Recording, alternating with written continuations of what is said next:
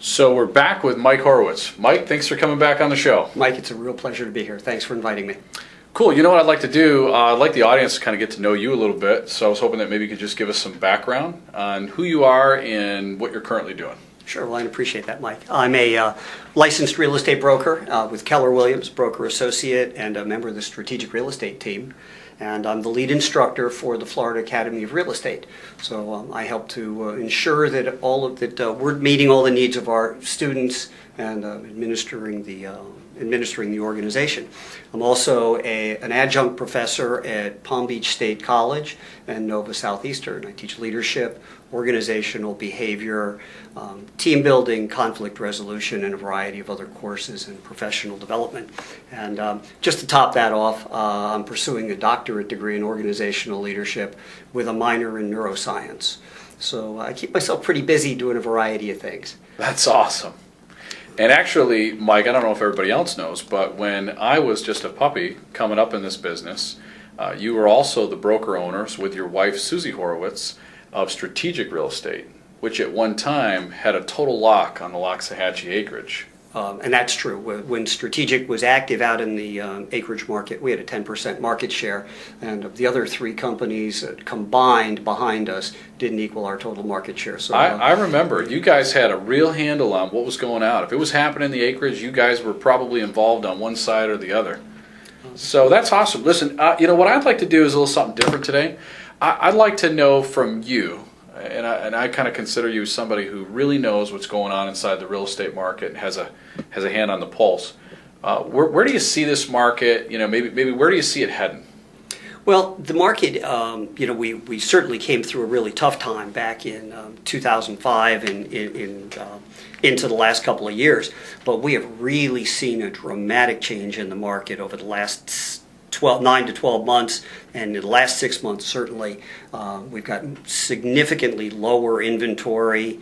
We call a balanced inventory 6 months on the market, and right now we're below 5 months on the market. So for translating that into what that means is that it is a seller's market. There are a lot of buyers out there looking for homes, and the market seems to be expanding, and one of the ways that I identify that is looking at new homes that are being built. And builders are now back in the market.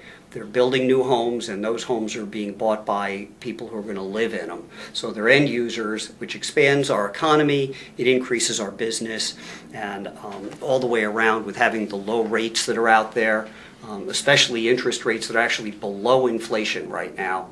We are, the real estate market is really poised to do some great things.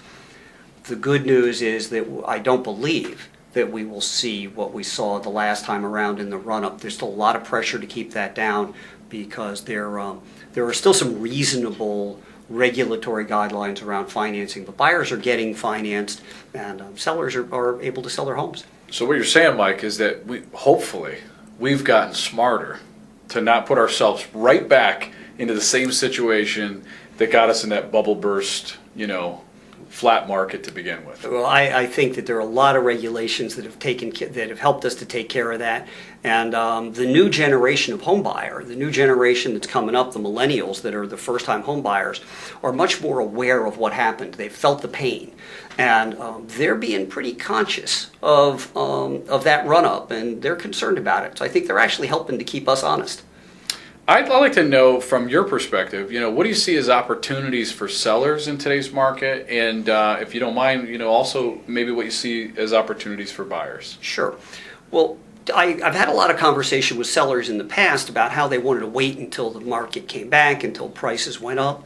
And that has changed dramatically, at least from my perspective, because if a seller waits today for prices to go up, the home that they're going to replace it with is going up also. Ooh, that's a good point. So they're not getting ahead. And right now, because rates are low, if they wait until prices go up, they run the risk that rates go up as well, so they could take a double hit.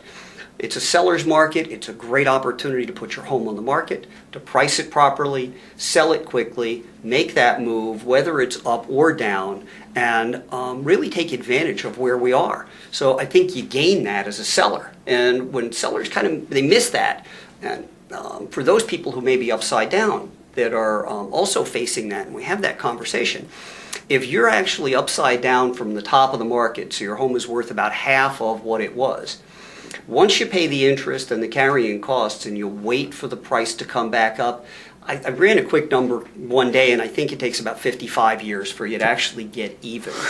So, if you're upside down, it probably makes sense to take a hard look at how you clean that up, how you move on, and how you can buy right in today's market. So Mike, being an expert and also being a real estate instructor, what opportunities do you see for real estate agents in today's market? Like, what kind of advice would you have for real estate agents? Maybe new to the business and also not new to the business. Well, if we just look at the market, at the top of the market, there were 18 to 20,000 members in the multiple listing service. Now we're back down to about 12,000 members. And I won't guess at the number that are actually active, but if we look at the statistics across the board, it's somewhere between 25 and 30% that really do this as a career.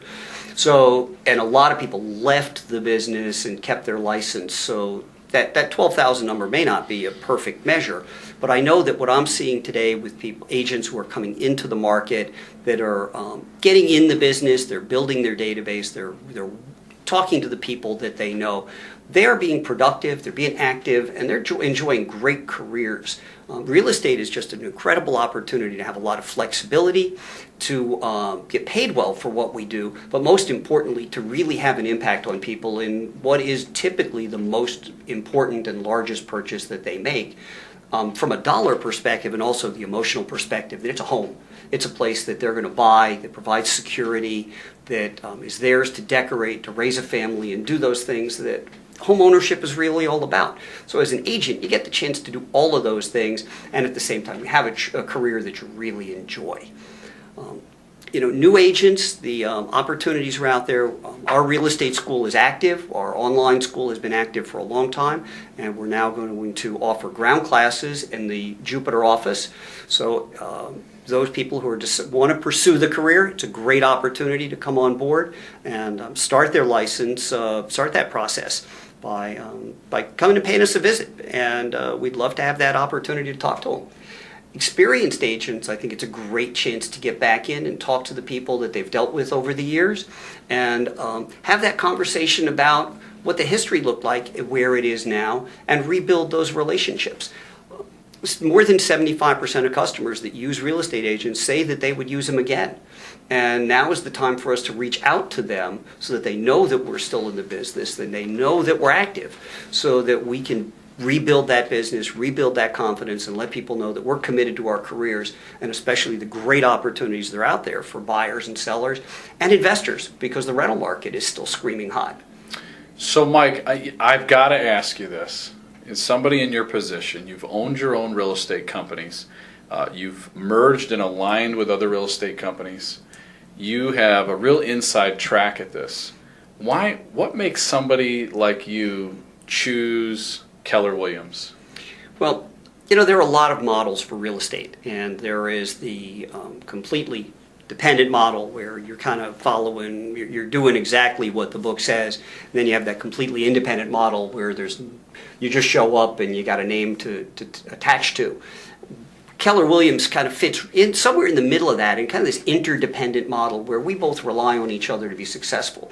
It's a great organization. I love the philosophy of a training and consulting company that is in the real estate business. And because of my background as a trainer, educator, facilitator, and coach, for me it was a perfect marriage. The technology that KW offers is outstanding, unmatched in the industry, great perspective, a company that really, really appreciates the idea of lifelong learning and how we improve every day by learning more and getting better at what we do, that we're not okay with the status quo.